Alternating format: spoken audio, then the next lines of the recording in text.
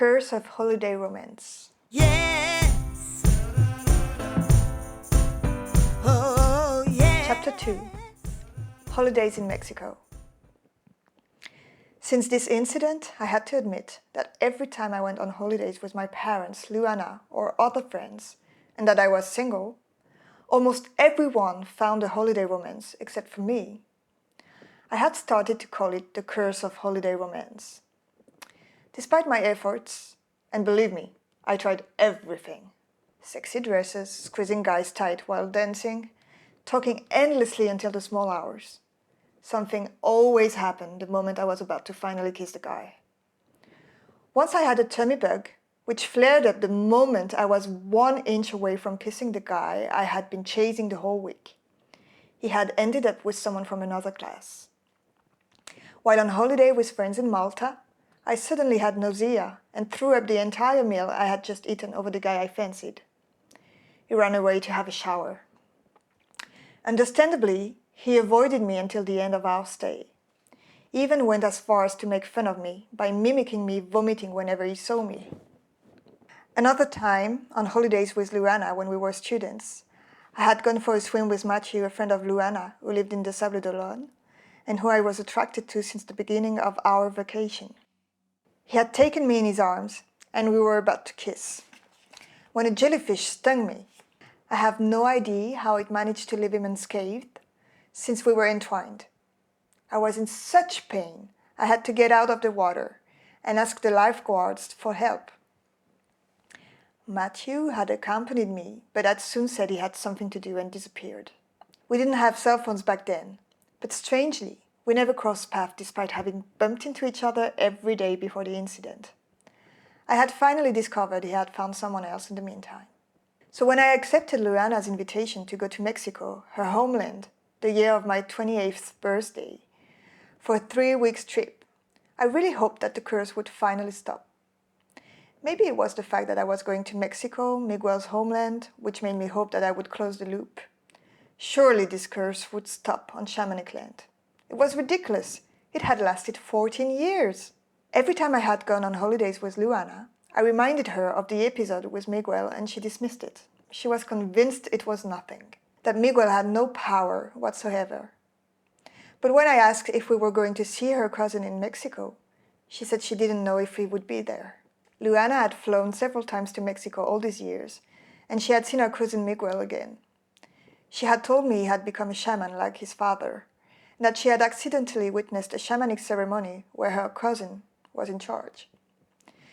She arrived at his place, and he was curing a young woman lying on a mat on the ground. He was now married, and his wife, who was drumming on a tambourine, gestured Luana to sit down and shut up. The girl seemed possessed. She was trembling all over. Miguel did as if he was absorbing the disease through his mouth in several parts of his patient's body. Then he had spit it away in a bowl and thrown away the content outside of the window. During the whole ceremony, Miguel hadn't seemed to realize even 1 second that Luana was there. It's only when the girl had opened her eyes and that the drumming stopped that he had smiled to her, gesturing her to wait until he was finished with the young girl. This tale had chilled me to my bones. No matter how Cartesian I was, this curse that was baiting on me was all supernatural. I had to understand its mechanism. Most of all, I hoped what happened was now water under the bridge. Maybe I could have asked Miguel to cancel the curse. Luana never stopped telling me that maybe my subconscious had turned it into a self-fulfilling prophecy. I thought she was exaggerating. I never wanted to have a tummy bug or retch as I was about to kiss a guy. And how about the jellyfish case? I couldn't explain why it only stung me and not Matthew, or why it was even in the Atlantic Ocean, which was not exactly as well known as Mediterranean for the presence of jellyfish. During our stay, we went to see Luana's family that I had not seen since the fateful holiday when I was 14. They told me Miguel now lived 100 miles away from where we were staying. The fact that he had become a shaman reinforced my feeling that this curse was very real, and that Luana's cousin had much more power than she would admit. I asked my best friend if we could go and see him. Luana's cousins weren't too happy with my suggestion. I don't think it's a good idea, Julia, said one of them. Why? I asked. He's still mad at you for slapping him. I'm not sure he would be happy to see you. What if I went to apologize? It's 14 years ago, for goodness sake. I knelt down in front of Luana. I needed to see Miguel to understand what had really happened. If he had really cast a spell on me, I wanted to know if he could reverse it. Luana picked up the phone. What's his number? She asked. I'm going to call him. Her grandmother stood up and dialed the number for her. I didn't understand the whole conversation that followed, since my Spanish was not very good. Luana hung up. We're going tomorrow. You said I was going to be there? Yes. Is he still mad at me? I don't know. I don't think so. He said we were both welcome. I had a nightmare that night. I saw an arm slowly stretching out towards me while I was running away to escape.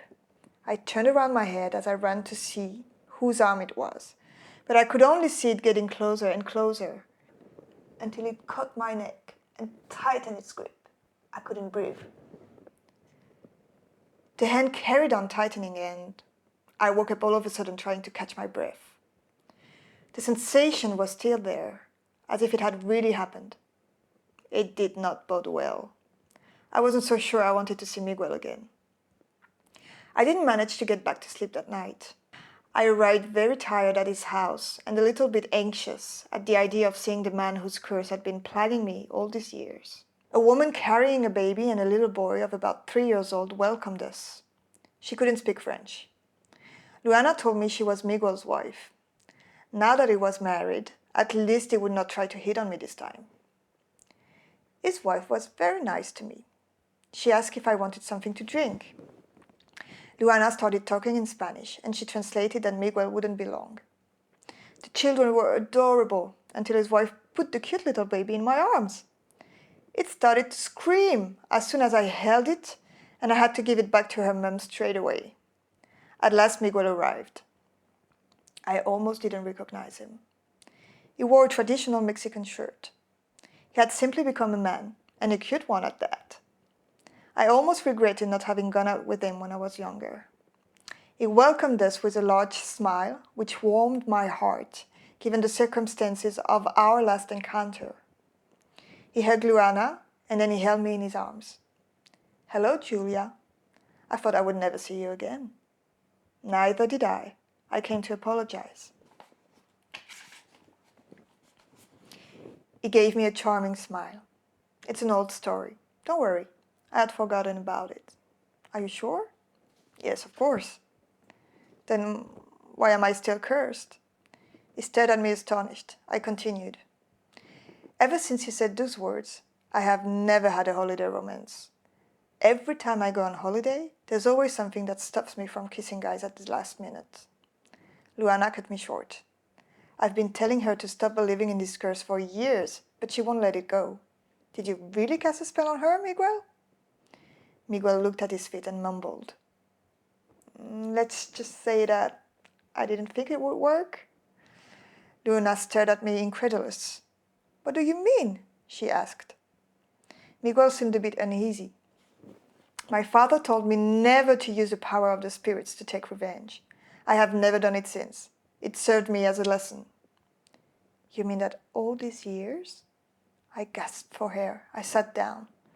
Luana carried on. I always thought it was nonsense. How is it possible? You're a true wizard, then? No, it's not exactly how it works. I have no powers. I'm just a channel. The spirits do the work. So then it means you can stop the curse, can't you? I asked. Miguel looked at me with a sorry look. Unfortunately, no. I can't undo what has been said. And believe me, Julia, I've been feeling guilty about it this past 14 years. On that night, I felt rejected, humiliated, and upset. I don't know why I put that curse on you. It was beyond my control. I didn't think. But why can't you undo the curse? Because if I undo it, who knows what will happen? It could be worse. The spirits are cunning and want something else in exchange of what they gave. Believe me, it's better to leave things this way. And then it's not so bad, is it? You can fall in love with someone outside of holiday, can't you? Let's say it's a pain when someone I'm attracted to on holiday ends up in the arms of someone else. And the worst thing is that whatever I do, whenever I decide to go on holiday somewhere and I have a boyfriend, my relationships always end just before I go. Sometimes even at the last minute. So I'm condemned to never go on holidays again and to brave the curse. But you also said there would be a great disaster if I tried to have a holiday romance, didn't you? I did say that, yes. What kind? Only the spirits know. It could be anything. A storm, a tsunami, a fire, an accident. I wasn't really specific when I asked for a disaster. Luana couldn't believe her ears. So this is all true, this thing that runs in the family? Like I always know when grandma is going to call or the premonition I see in my dreams? Well, we are shamans from father to son and even from mother to daughter, whether you want it or not. You could become one, Luana, but you don't have to develop your gift if you don't want to. Only you can decide. No, thanks, Miguel. I think I would become crazy. And I don't want to spend my time curing people like you. It's not my thing. You'll see. You will always be welcome here if you change your mind. I had put my head into my hands. I was condemned. I knew it. Everything I had felt was real. The feeling of being strangled. The curse was real and I had no choice. If I wanted to get rid of it, I would have to face it at the price of an unknown catastrophe and a potentially deadly one for me. Or I should give up on holidays my entire life for fear of losing all my boyfriends. But any serious boyfriend would be bound to ask me to go on holiday at some point, and this curse had been ruining my life for 14 years. And if, as Miguel said, there was no other way, then I was prepared to face my destiny. When we said goodbye to Miguel, I asked him a last question. And if I kissed you right now, since you were the one who cast the spell, wouldn't it cancel it? Well, first I don't think my wife would appreciate it. And then that wouldn't change a thing. A curse is a curse. You must face it or bear it your entire life. I'm really sorry, Julia. I know it will take some courage. He took me in his strong arms, and I felt a certain attraction between us in the way he held me. Goodbye, Julia. And to think that I could have ended the curse right then and there if he hadn't been married. What could have happened in his home? Furthermore, as a shaman, I'm sure he would have found a way to protect us. Luana couldn't believe all these revelations. She started telling me about strange stories that had happened in her family, and there were tons of it. It was scary. In your dreams, did you ever see a catastrophe involving me? I asked. No, but I saw a black cat in my dream last night. Don't say that. Now I've become extremely superstitious. Let's hope it won't be that bad. The rest of the holiday in Mexico did me good.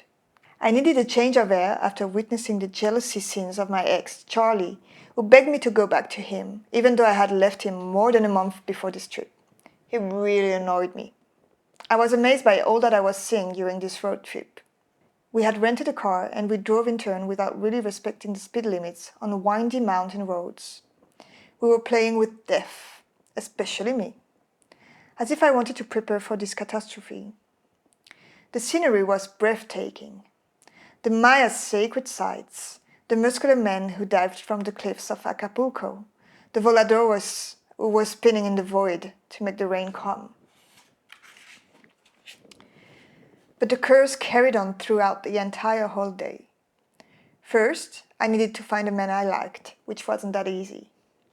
As always, Luana had found a boyfriend, Gabriel, and I remained alone. On the last night, a guy had come to me at the beach bar, where we were hanging in Puerto Escondido. He looked like a surfer. Lots of muscles, tanned, and a jaw a little too square for my taste, but he was quite cute nevertheless, with his blue eyes and his brown hair. When I saw him come close, I thought it would be an opportunity to end so many years of frustrated holiday romance and aborted long relationships, as well as this damned curse. It wasn't so much to my liking, but I was open to anything to end the curse. And what could happen? A tsunami? A storm? The bar catching fire? Everything was calm. I didn't see any imminent risk. He came in my direction and talked to me with a strong Texan accent. Hey, I'm Andy. What's your name? Hi, I'm Julia. Oh, you're French, aren't you? Yes, what about you? American. I come from Dallas. Are you on vacation here? Yes, with my friend Luana. I pointed him to her and he stared at her from head to toe. Luana is a gorgeous woman. She waved at him. I carried on with the introductions. And her boyfriend Gabriel. Andy briefly pulled a face before smiling broadly. Maybe his dreams of threesome for the night had just vanished. Gabriel shook his hand. Hi. Then Andy leaned closer to my ears and whispered, What would you say if we vanished just the two of us? We could go to my hotel room. Men had come on strong to me before, but this time I couldn't believe my ears. This man was an artist. 3 sentences and straight to the goal. This was my moment. I was about to answer when I saw in the corner of my eye a furious girl coming straight towards Andy. She seemed drunk. She caught him by the arm and started talking to him. Oh, there you are! So that's how you treat your conquests? You spend the night with them and then when you got what you needed, you throw them away? I waited a whole hour for you today and you never came. And here, I find you hitting on the first girl you see? Andy said nothing. Maybe he waited for her to finish? As for me, I could see that the curse was unfolding before my eyes once more.